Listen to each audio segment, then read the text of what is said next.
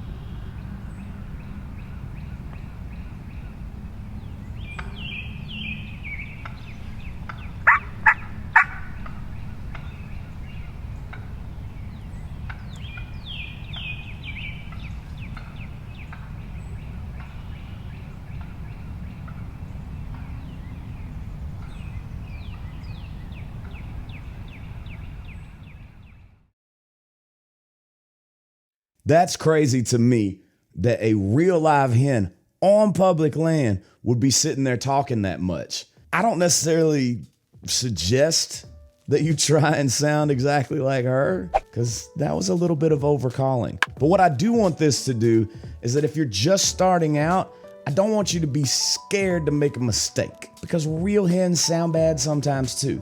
And real hens overcall sometimes too. And real hens do whatever they want because they're real hens. They don't have to worry about being found out. So don't worry about that. Get out there, do your best, listen to your instincts, and learn. Last thing, if you are beginning, let me show you a couple of the things that I really like to make sure that I have. Call-wise, this is my favorite call, period. This is my Desert Island call. This is the Will Primo's signature diaphragm. The cut on this actually looks like the Batman logo. I love this one. Another couple things to have. If you're not quite ready for a diaphragm, these are the way to go. Some people call them pot calls. Back when they started out, they were all made with slate. Now they're made with aluminum or glass or crystal, and just learn how to use one. Once you get to the point where you can use one, you understand like when the materials make different tones and the appropriate times to use them.